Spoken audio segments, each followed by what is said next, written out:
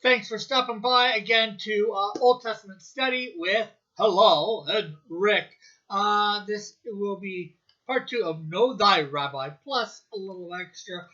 We do get through them, and go into, I think, a little bit of detail on them, and then go through a little something else, a little extra, because we figured we'd wait till the next episode to, or Halal figured we'd wait till the next episode to restart in the scripture so we could start from there and go expound. So, again, thanks. Here we go. On with the show. So you started streaming. Hopefully that's all. I will go check.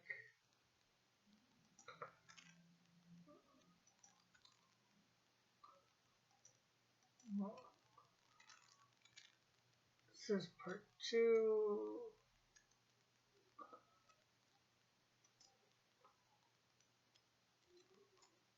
I found it. Now, the question is, did you say start streaming on OBS? It's streaming on OBS, yeah. Okay. I know there's a lag, and the weather over here is pretty rough, so it could be causing a delay too. Yeah, you never switched any of this settings, right? For which YouTube channel it's supposed to go to? Nope, haven't touched it. From last week, I mean. Right.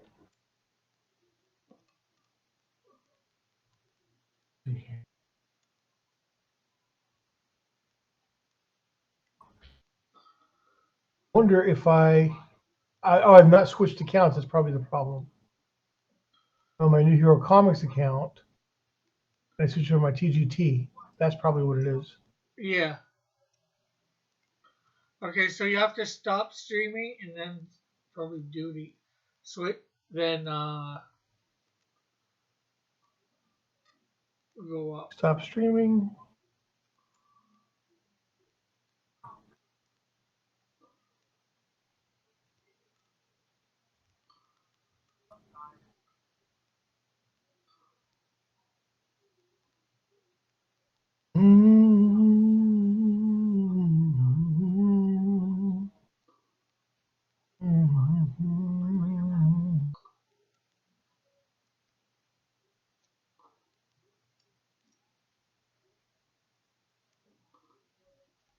Start streaming again.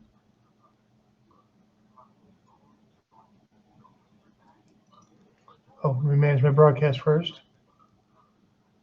Okay, that seems to be working. There we go. Working now?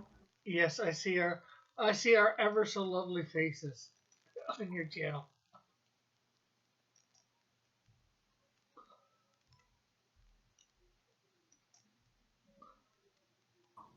Okay. I think that's the one we just had. Yeah, we're live now. Can't be live because I haven't started streaming on my OBS. Oh. I think that was the last one. I think it takes a little bit for it to kick in.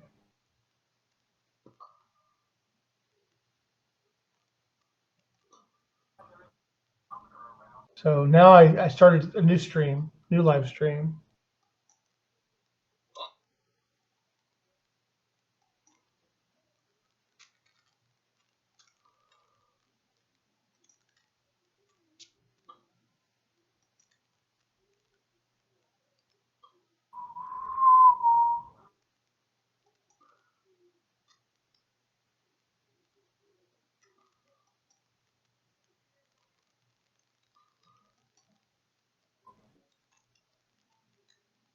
Okay.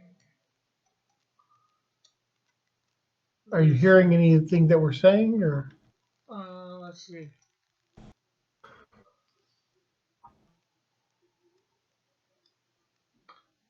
It's buffering. Yeah, it's probably because they stopped it and started a new Yeah, stream. it started streaming less than a minute ago, so.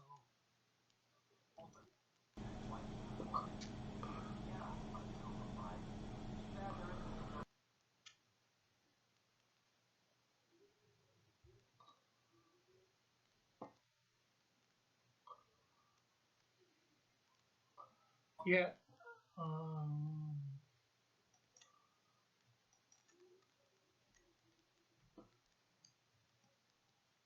We're just buffering a lot. It seems. So now I started a new stream. It's telling me new to live stream. Yeah, I heard you. I'm hearing you. It's just You hearing me now? Okay. on the live part, but it's Okay, buffering so every like 5 seconds for 10 seconds. yeah, it's probably my internet over here right now. Unfortunately, Yeah. it's a stormy night. Well, not storming exactly. It's just very cold outside, but it's been in that rainy weather. Yeah. Hold on, let me share this out too.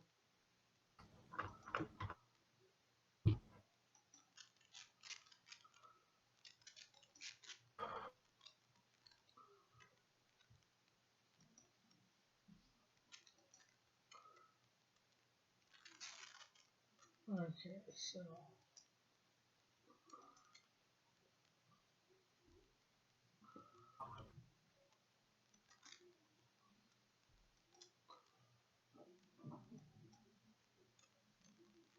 Okay, our stuff is blank. We see the rabbi names in the middle. You can see it now? Yeah. Okay. So I guess it's a good thing nobody's here right now. Yeah. There we go. I don't see us on here. Yeah. That's. Are you seeing us in your Discord or? All right, I see it in OBS. Do you see us on there now? I see us in OBS. I see us in Discord. So how about on YouTube? Let's see. Yeah, I see us now on YouTube. Okay, great. All right, well, let's get this started, and I'll just start. Cut off this first terrible 10 minutes or so.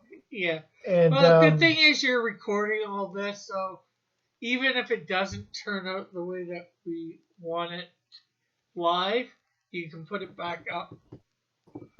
That's right. Live. Edit it. No, nobody will know. Okay, so hi, my name is Hillel, and I'm here with Rick, and we're going to study. Supposed to study Genesis, but Rick had to go and open a can of worms, and now we're studying the rabbis. And this is part 2 of our rabbi study to get us familiar with the rabbis that we're actually going to end up talking about. And last week we covered Rashi, Ibn Ezra, Rambam, and Ramban. And I'll try to go through this, and if I can get through this in a timely fashion, we may not get to Genesis anyway. But I have something more interesting. Maybe that might be an interesting one for you. So, okay. Rashi is the first. Now, I'm discussing Rashi, Ibn Ezra, and Rambam because the last name on that list, Ramban, quotes all 3 of these people very heavily in his commentary. So, I'm using Ramban's commentary quite a bit right now. I might switch to a different commentary. I don't know. But for now, I'm using Ramban. It seems to make sense to introduce you guys to 3 very important figures. Rashi is the grandfather of the modern commentator. And Ibn Ezra comes along several years after him. And he picks up. And then after him, the Rambam. And finally Ramban. And Ramban is the youngest of them, and he's the last to come. I think he appears, I think, still in the lifetime of the Rambam, possibly. These guys, with Rashi is a French Jew, and those are from the areas of Eastern Europe, and they're called Ashkenazi. And Ibn Ezra, Rambam, and Ramban are from the Mediterranean, and those are called Sephardic Jews. Rambam is forced to leave and eventually make his way to Cairo. And later on, when we get to Ramban, the Ramban is also forced to leave, and he goes on to he ends up going to the Holy Land after he's booted out of Spain. Rashi, we covered last week. I won't go over that again. Ibn Ezra. Let's talk about Ibn Ezra. It's actually Avraham Ibn Ezra, Avraham Ibn Ezra, Abraham Ibn Ezra. Ibn Ezra is the Arabic word for son. So he's Avraham, son of Ezra. And there are a couple of famous Ibn Ezras. I think there's a Moshe Ibn Ezra, but we're dealing with Avraham. Avraham is the one who's very famous for his commentary. He had a difficult life. He had we know that he had 5 children. It's believed that 4 of them died young, and he was left with one child, Yitzhak, who eventually ended up converting to Islam. And it really disturbed him. It really bothered him quite a bit, as you can imagine. Yeah. But he ended up. I think he would have thought it would have been better if he had died. Well, I'm sure he may have felt like that, but he ended up at some point going onto the road, and he had a good friend named Yehuda Halevi. Yehuda Halevi is famous. He wrote a book called the Kuzari, and I won't call him an anti-rationalist. He was more of an anti-philosopher. But the Kuzari was a book about a pagan Russian king, Polish king, a little Polish kingdom in Poland, and the way the book starts is that he has a dream, and he's told that his intentions are good, but what he's doing is wrong, and this sets him on the quest of finding God. He and his people in his kingdom end up converting to Judaism. So the story is about the arguments that Yehuda Levi gave that were based on something older. He gives the famous national religion, proof for the existence of God, which is a unique argument for the existence of God from the Jewish people. And so he and Ibn Ezra somehow meet, and they become good friends. And Ibn Ezra moves, and Yehuda Levi follows him for a number of years. They're just traveling companions. Yehuda Levi finally dies, and for the last 30 years of his life, Ibn Ezra continued to move around. And during these last 3 decades of his life, that's when he pens his commentary on the Torah. He pens other things. He's known as being a rationalist. He prefers trying to understand when his commentary looks at the text, and he looks more of a literal interpretation of the text and tries to explain it from that standpoint.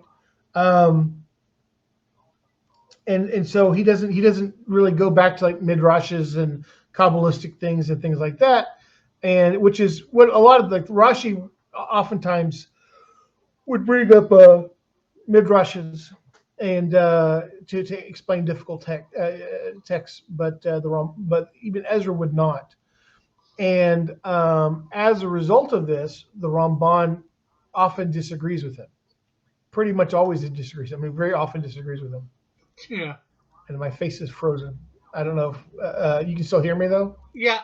It might freeze Okay. every so often, like I said. Okay. Sounds like somebody just beeped. I mean, my computer's frozen. Can you hear me? Yeah, I hear you.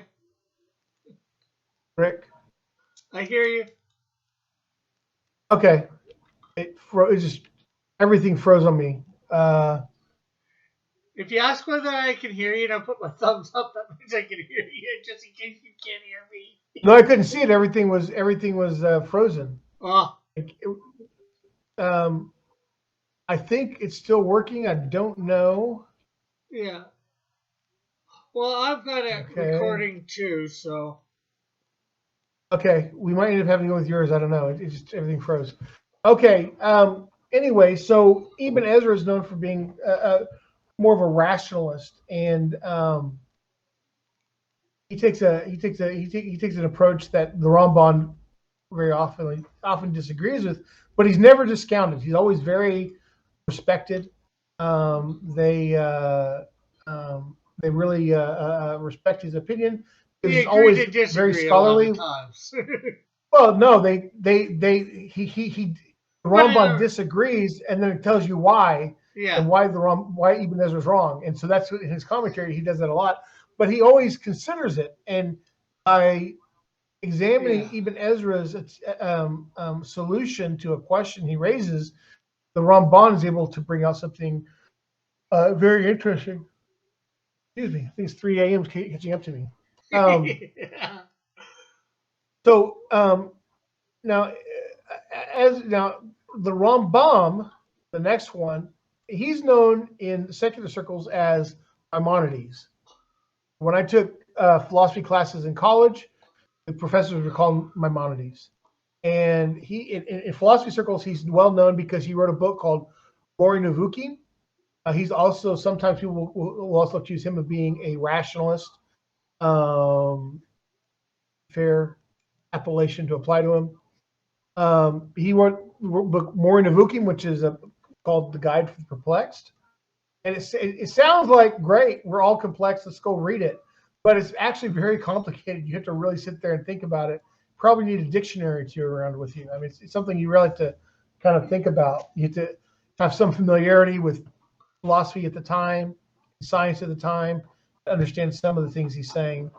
But he spends the first book, I think it's the first entire book of his, and I've got the Mori Nevukim here, and he spends a lot of it explaining where there are places in the Torah, in the Tanakh, where God is it sounds like God has a physical body, and he spends a lot of time very carefully going through and demonstrating how those um, are not meant literally. Those places are not meant literally; they're meant figuratively, and why we can use the text to demonstrate that.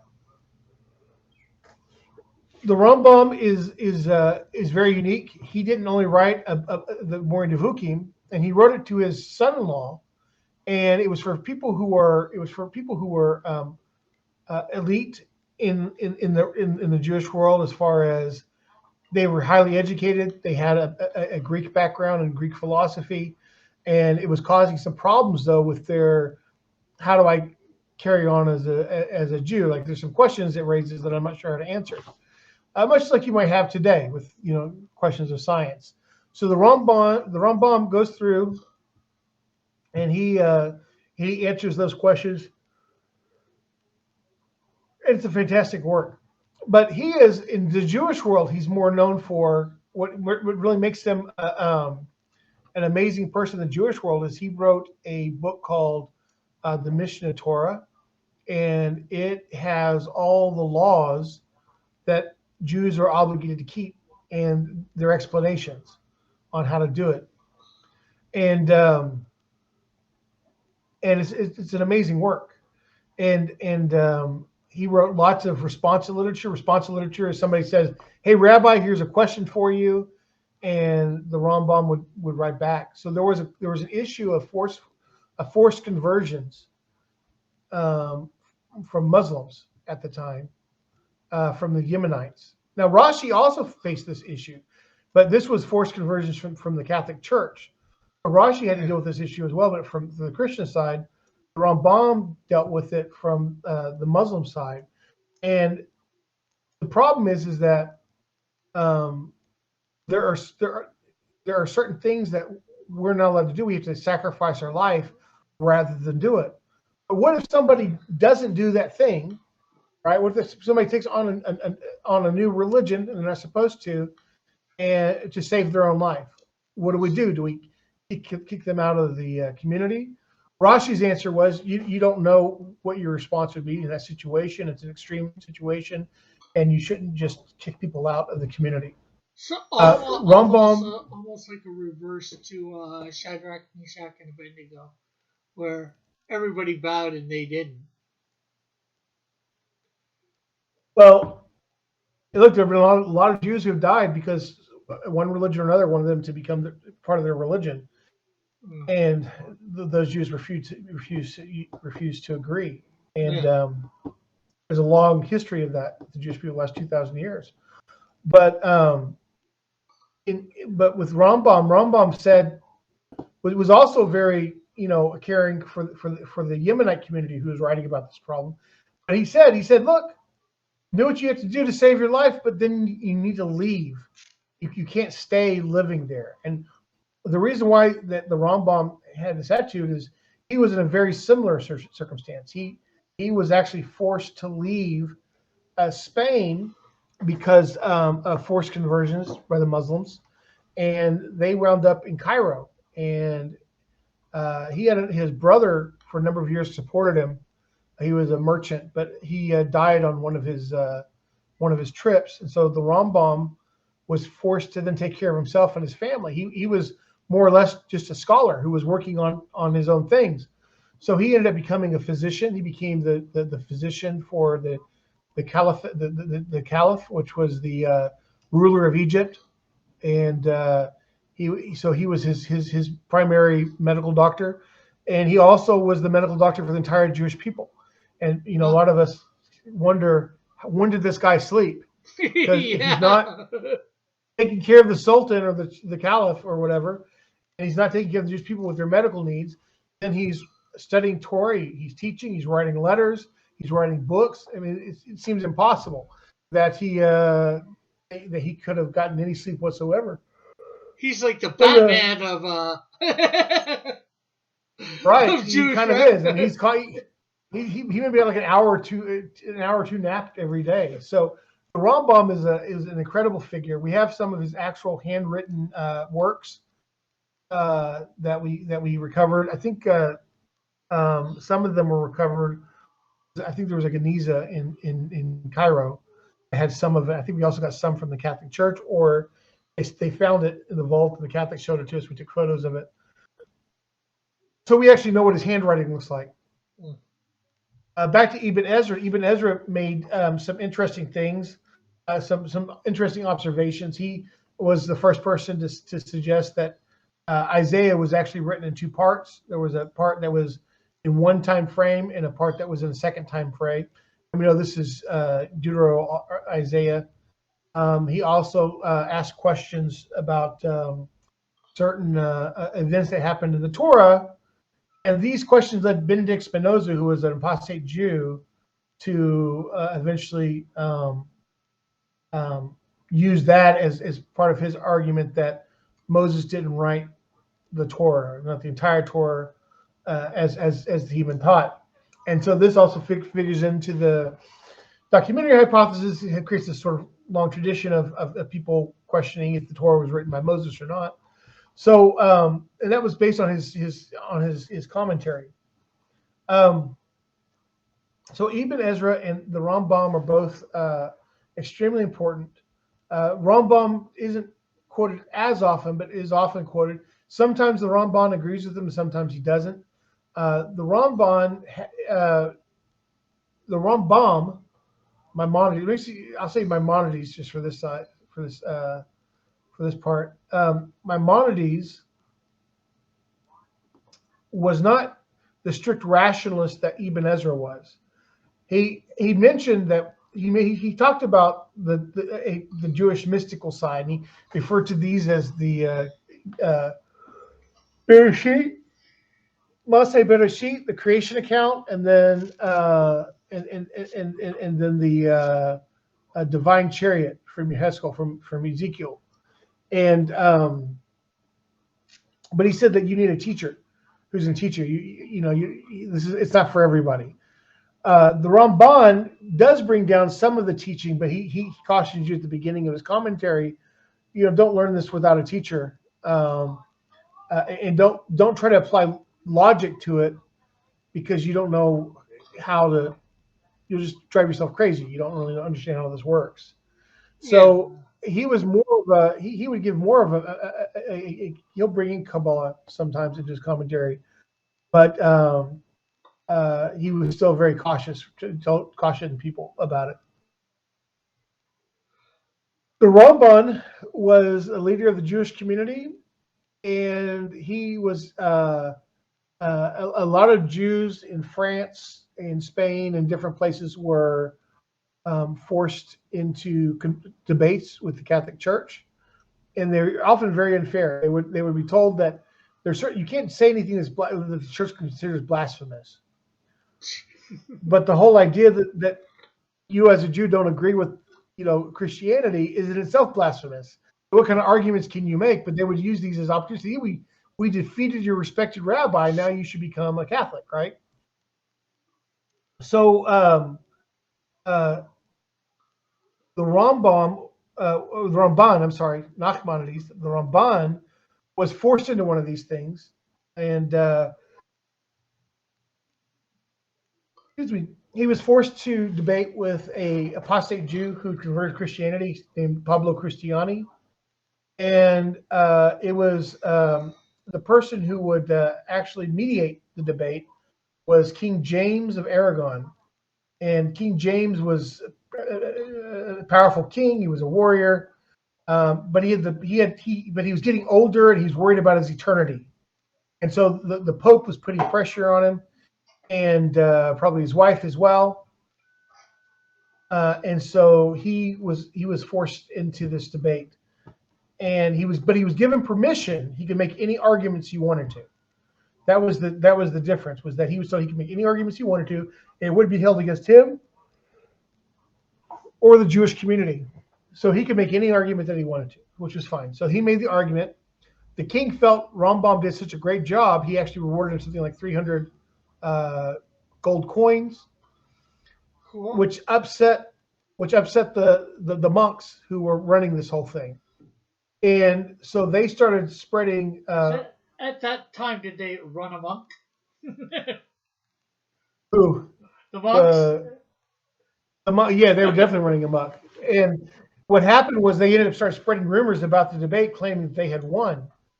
So, and they were trying to use this, as PR and also get Jews to convert. The Ramban wrote a book. He wrote his own book on the event, and he laid out all the arguments. And I used to have the book, and I read it. It's a pretty interesting read. You can also find a theatrical version of this debate on YouTube if you put in the disputation into YouTube search. You'll come upon it. It's pretty interesting. So the Ramban put all the arguments he made in front of the king into the book, but the claim was you were given permission to do it in the court in front of the king, but not to print it and spread it around. And so because of that, he was exiled from the kingdom. The king didn't want to. It seems like the king actually was a decent person and actually wanted to. He liked him. He wanted to keep him around, but the church insisted, and he was too afraid for his soul. So he relents and he exiles the Ramban, and the Ramban chooses to come to Israel and finish out his life here, and to help build up the learning academies and things here in Israel. And that's when he finally ends up passing away. I believe he dies here. I have to check on that. But anyway, so that's Rashi, Ibn Ezra, Rambam, and Ramban. They're all important because the Ramban refers to each of them. They all have their own reasons for being important. These are some of the megastar rabbis in the Jewish world. I'll do a little spoiler here. There are lots of megastar rabbis in the Jewish world. However, these are some big guns. These are some big guns among the big guns here. Yeah. Every generation has its big guns, but these are really important, especially for our conversation. They would be, although he didn't really do any commentaries, but he did a lot of crusades. He'd be like a Billy Graham of them, a real big name in the Christian community there, but name in the Jewish communities. Right, they're big and they're respected for their scholarship. I believe they were all leaders of their communities, and they all wrote their own works, and they contributed just a massive amount to Jewish learning. And also for the Rambam, Maimonides, he's contributed a massive amount, not just with philosophical thinking. He never read a direct commentary on the Torah, but his work, the Mishnah Torah, he's one of the three pillars of Jewish law, the Rif, the Rambam, and the Rambam and the Rosh. And those are the three pillars of Jewish halakha. Best of that. You won't know the names of these books, but the Shulchan Aruch uses them as the experts that they go by to determine like what is our current standing with halakha on certain issues. And so, but that's a different discussion. It's a different series of books, probably that nobody's interested in. But it's important for the Jewish people. So these guys are very important. So I have said this, and I think I have wrapped up that introduction to the rabbis. Now, rather than get into Genesis 1:5, I have a different suggestion, and that is tonight is actually a celebration called Tu B'Shvat, and that we're having in Israel. And Tu B'Shvat. Does it do with Esther? Or am I thinking? No, this has to do with. No, I'm thinking of Purim. Or Purim. Purim. Tu B'Shvat means the 15th of Shvat, and Shvat is the current month. This is actually my birthday month. At the end of the month, I'm upgrading a year. But well, happy birthday! This early. Oh, thank you. I'll probably say thank you. Not too early. Not too early. I can still hold out at my current age for a couple more weeks. But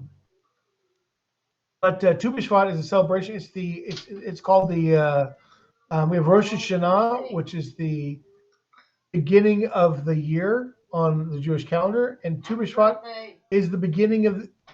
Oh, thank you. She hears something and she's just gonna come in and be nosy and I didn't realize she was talking to us. I was talking to you. I was like, oh. No, she's saying to you. She heard me say, "Happy birthday!" I got it. I finally got it. Yeah. I go, oh, she's talking to me. Very nice. Thank you. Appreciate it. He says thank you. It's not his birthday for a couple weeks. It's just his birthday month at this point. Right. I don't know. I shouldn't have even said anything. But anyway. Sorry about that, people. No, it's fine. Your mom's a very nice lady. Yeah. So Tu B'Shvat is the beginning of the year for trees, and it's celebrated for a couple of reasons. One of which is that we used to bring in the first fruits to the temple. Excuse me, when the temple is up. But the temple is not up right now. So what we do instead is we have this celebration of the fruits of Israel, the land of Israel. The first blessings. That's a major celebration, I think. Celebration of it's not major. It's not like a major celebration like high holidays. Like it is a major celebration, but it's not like we don't really alter our daily course very much. I mean, the really Machmir, some people really do, but at any rate, so the first reason is because this is a remembrance of us bringing to the temple the first fruits, and also for when the temple is rebuilt, we'll start doing that again. The other thing that's important about it is the celebration of the trees, is that it's speaking of one tree in particular, the tree of life? The tree of the knowledge of good and evil. Oh, okay. Actually. Which is counterintuitive. You would think it's the tree of life, right? Because you eat one of those things and you live forever, right? Yeah. No, it's the tree of the knowledge of good and evil. Now, here's an interesting thing. But I can actually still see that. I can see both, actually. Okay. Well, Rick, let me open this discussion real quick by asking you a question, if you don't mind. Oh, no problem. You as a Christian, when you read this section about the tree of the knowledge of good and evil, okay, what is your feeling about the tree itself? I'm not talking about original sin or anything like that. I'm just talking about what is your feeling about eating the fruit? Did it benefit human beings, or did it not benefit human beings? Well, I'd say ultimately, it depends on how you look at it. As a Christian, there's probably a couple different ways that you could look at it. When Okay. The one way is that when we were initially created, we were below the angels, and and all that. But because of salvation and all that through Christ, we've moved up above the angels. I think that's one way it's been explained. Okay. For that way. So in a sense, that's a little bit of a benefit. But I'd say ultimately, really, in some ways, probably isn't. I wouldn't say it's a benefit because I certainly don't like my sin nature. Well, I like parts of it at Well, times, but I mean, leave out the Christian claim of a sin nature. I'm talking about the fruit itself. The fruit claimed a benefit or a negative consequence. You take it as a negative consequence or as a benefit for human beings? what do you mean exactly? Well, it's a tree of knowledge of good and evil. Is having the knowledge of good and evil a good thing or a bad thing?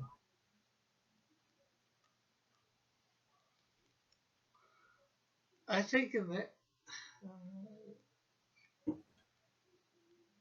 I think in this case, I'm going to say I honestly think it's a bad thing. I know, in some ways, it's hard for me to take out the sin thing, the consequences of the eating of it. I know it was fair to look upon and all that. And then Eve said it, this tastes awesome. Here, Adam, have a bite.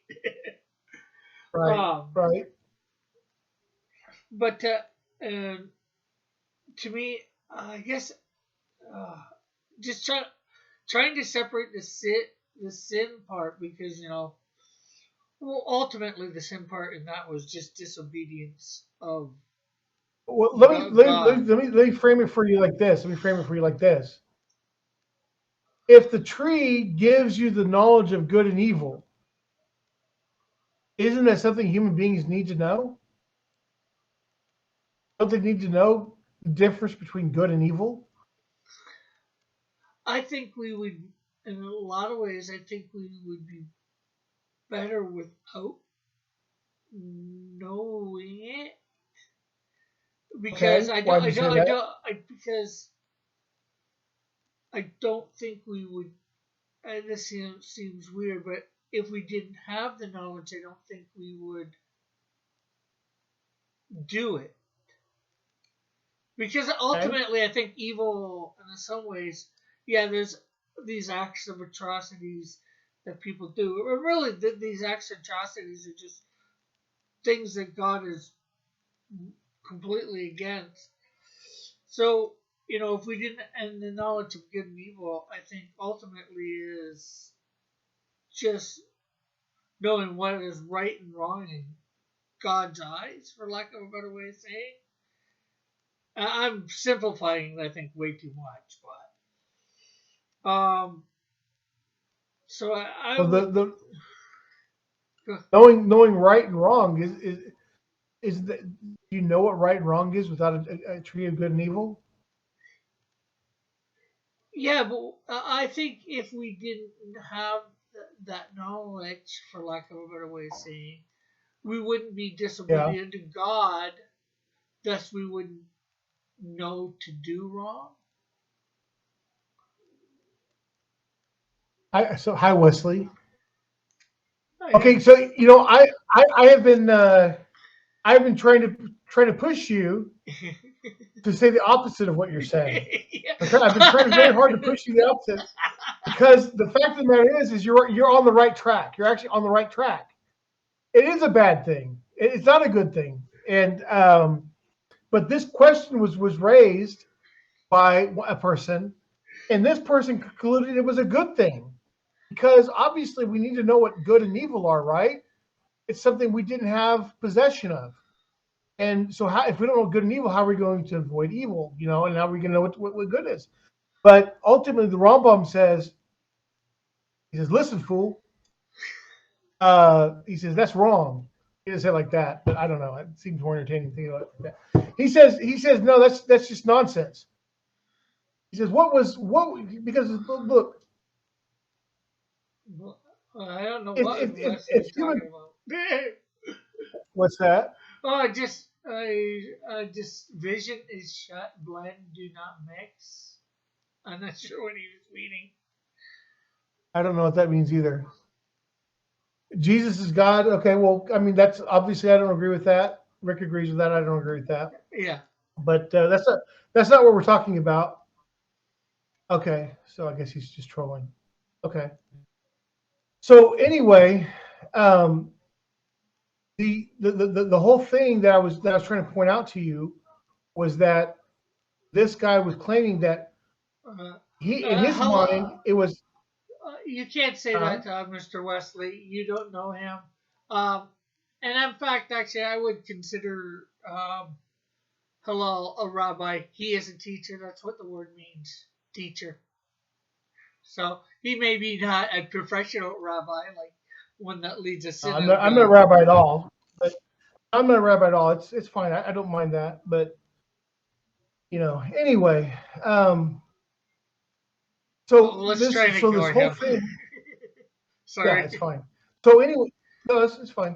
So anyway, the this person was trying to, I mean, he was trying to understand what the text was talking about, and the text in his mind it was that I need the knowledge of good and evil in order to effectively know what to do and what not to do. There's something missing, but the problem is that what are we really talking about? And before Adam and Eve sinned, they had to have some knowledge of right and wrong, because if they didn't have a knowledge of right and wrong, they never would have they would never been able to be held accountable for what they did at the end of the day. So they had to have some knowledge of good and evil or something. So the difference was this: the Ramban says that the difference was this: the prior to eating the fruit, the way they looked at the world, the way they understood things was in the sense of true and false. Something is either true or it's false, almost like a binary sort of thing. Yeah. This is why your attitudes about being not clothed was very different before they ate of the fruit than after they ate of the fruit. So the what happened after they ate the fruit, though, was now it was no longer true and false.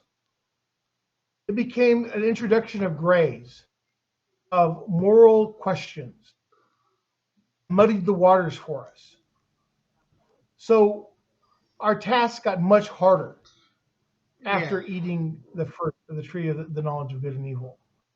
And so the Rambam is pointing this out, and it was actually a brilliant point.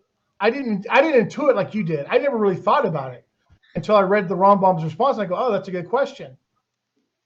So anyway, so I thought it was a pretty cool response of understanding that what was it? What was that transition from? What were human beings before they ate the fruit, and what were they afterwards? Before they ate from it, they had a much clearer understanding of what was of right and wrong, and afterwards, things become much more complex. Now, that's not to say that we weren't eventually meant to eat the fruit.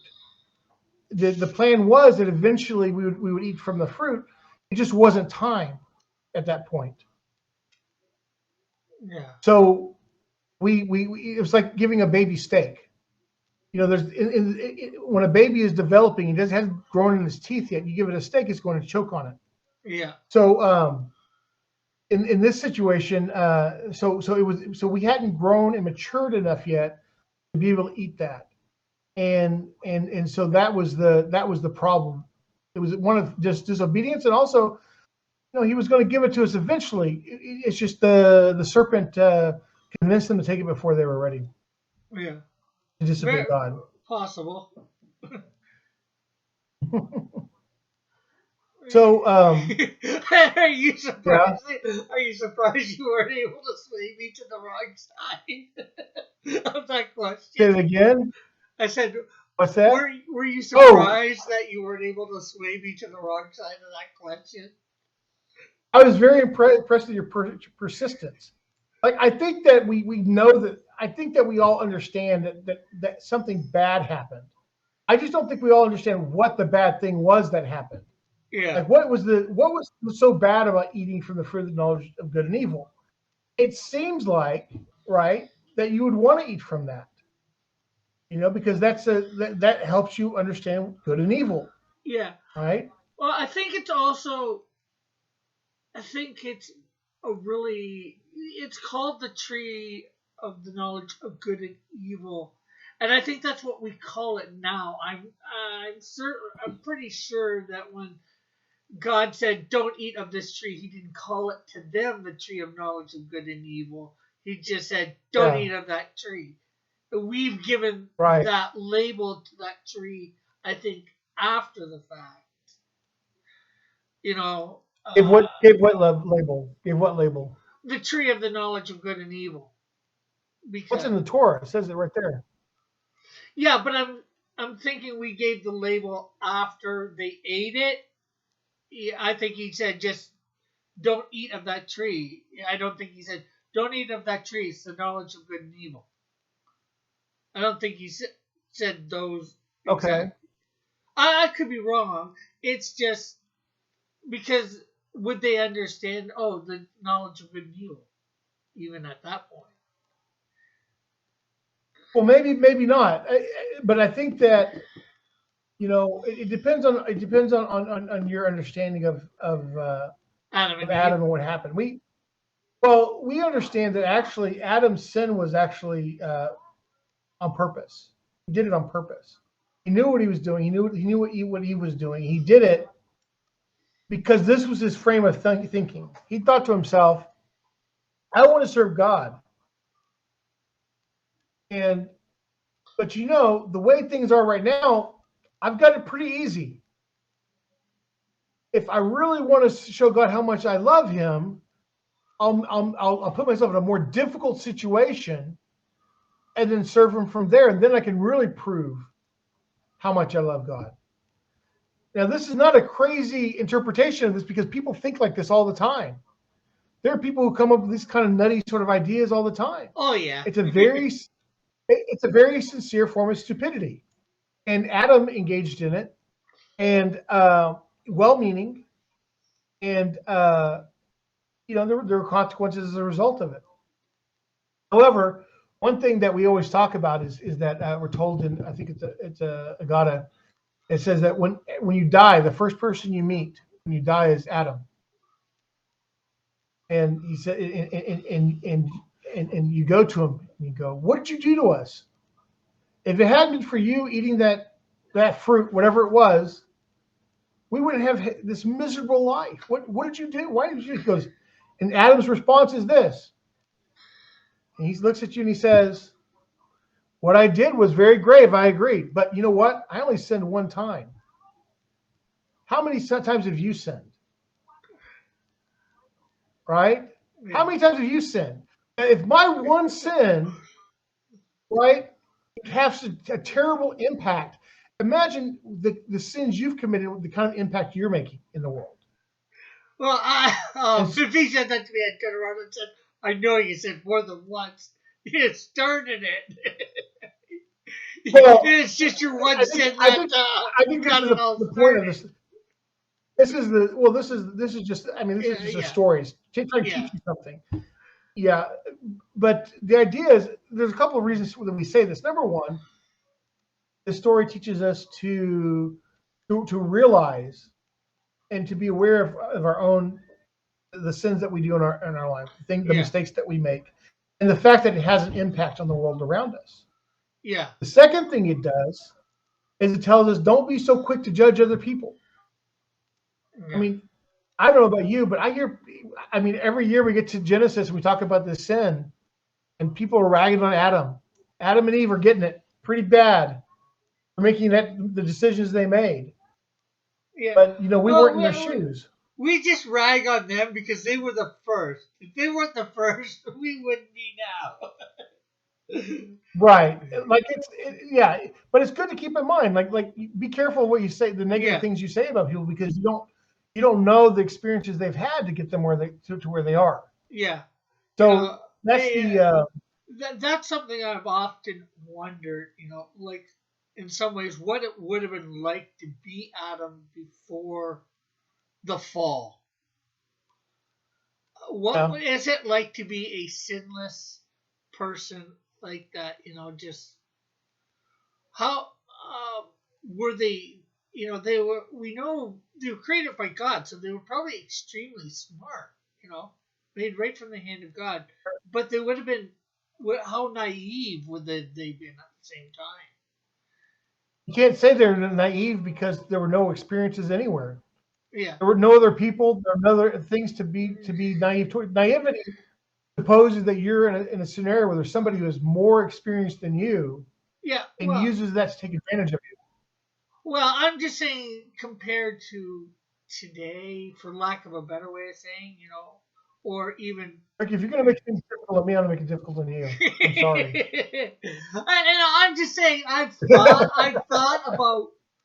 What would I admit that to get into Adam's mindset before the fall, I think it's like impossible. Because Of course. we've known nothing but as sin and all that. And like I said, when I said naive, I'm not sure whether that's the right word, because More like innocent. yeah, extremely smart yet innocent, you Sure. know, or without a lot experiential knowledge. I guess, you would have had a lack. Well, I guess I say naive in some ways, and like I said, I'm not sure whether that's the best word. Because they would have been like children in some ways, but extremely smart, but not sinful, not idiotic kids that are extremely smart, that are arrogant and all that. But Yeah, then I again, don't think arrogance was their problem. yeah, I think that they had a pretty immediate relationship with God. yeah, They had no other experiences. They just knew what they were told, yeah. They what they just had saw around the them. garden as their experience, taking care of the animals, Right. taking care of Sure. the garden, for what that would have Yeah. contained. How much? I wonder how much work it would have taken to take care of that garden. It says that there was no man to work the garden in the chapter there. So it says there's no man to work the garden. That's why the garden hadn't started to sprung to life yet. Well, the word work is avodah. Excuse me. In Leviticus, when they talk about the Levites in their jobs in the temple, they use the same term, avodah. So the rabbis make a connection saying the work of the garden was not tilling and hoeing and planting, it was prayer. That was the work of the garden. And we see this also because the punishment, right? The punishment for Adam's sin is to toil by the sweat of his brow. Yeah, I never In thought order I to earn his never thought food. of them, So there's raking leaves or anything like that. And right. it's just carefully looking after, like not even pruning. I'm not sure how to put it. You have gardeners on these estates that are pristine. Making sure the garden looks pristine. Sure. You know, compared Well, to. they weren't in there. They weren't in there long enough for us to know anything about it. They were Yeah. pretty Well, much born, there's created, and cooked up the same day. So, the other thing. yeah. I wonder how long they were in there. Too, because um of the fact that Seth was born when they was 150, and I don't think it says when Cain and Abel were born. Well, Cain and Abel were born like almost immediately. Well, right, it doesn't say. Pardon? It doesn't say. No, it doesn't say. Yeah, look, here I'll tell you this, and this might help you with some of this.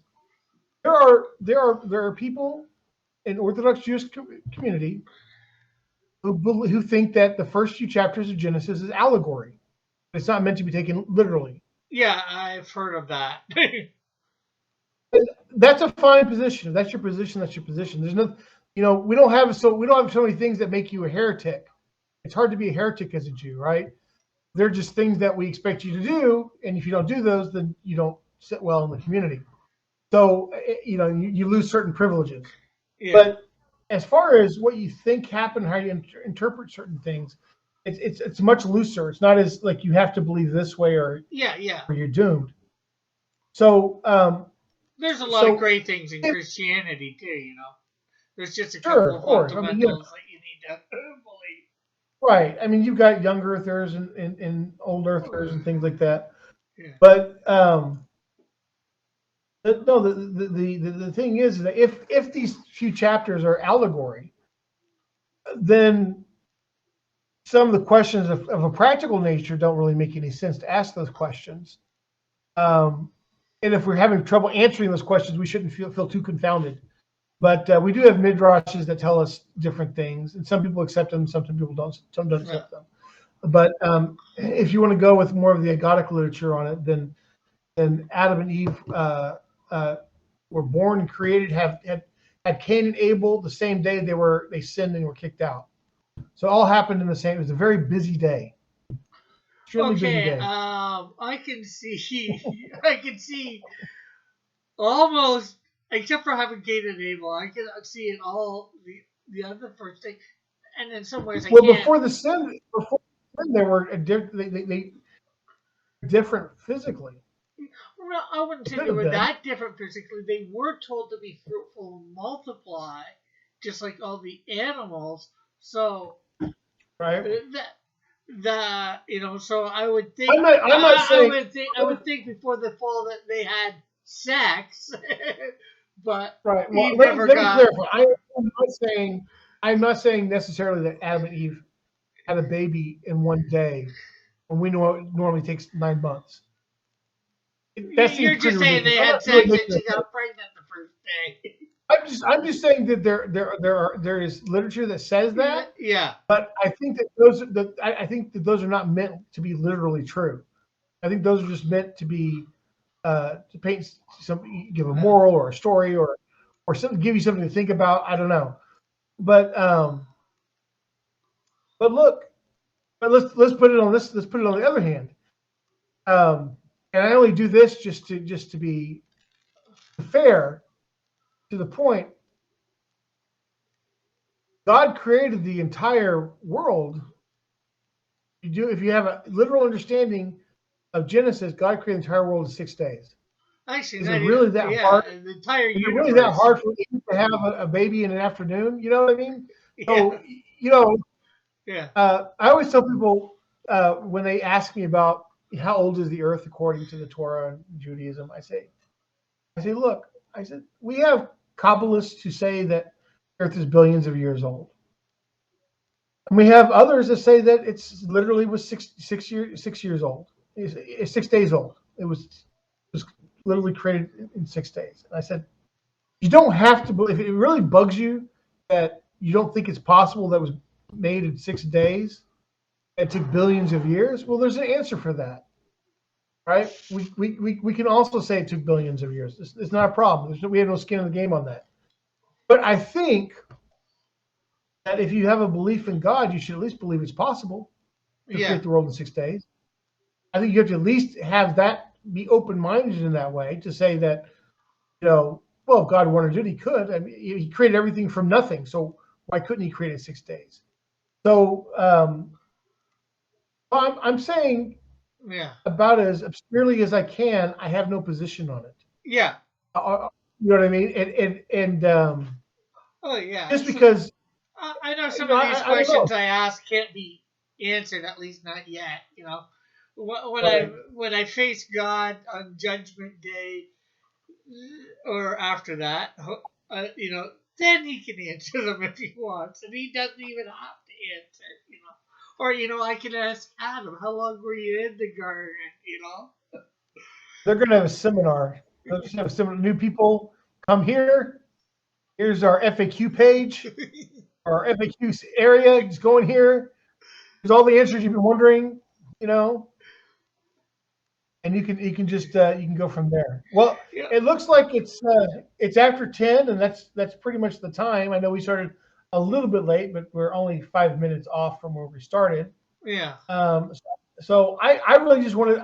I figured since we were doing the rabbis anyway, I want to get back to Genesis next week, and so our full attention is our full attention is on it, and we're still starting Genesis 1:5. It's interesting. I think there's some interesting things that we can learn from it.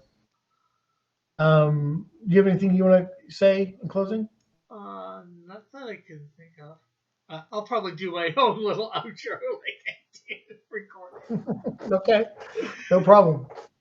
Okay, well, I'm Hillel.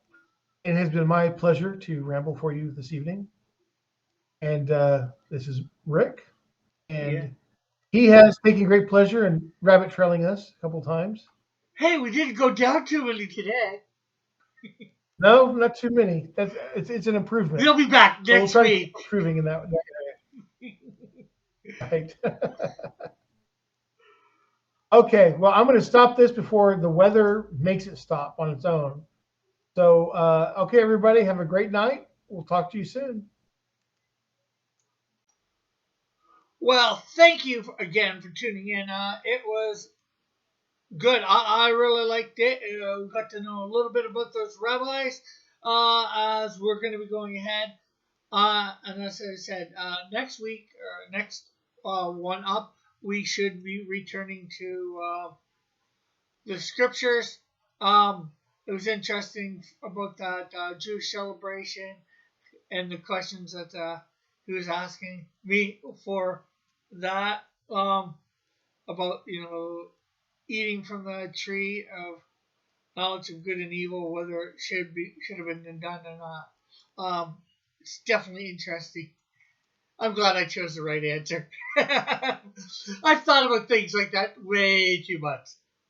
Anyways, okay. Again, thanks for tuning in, and we will see you next program.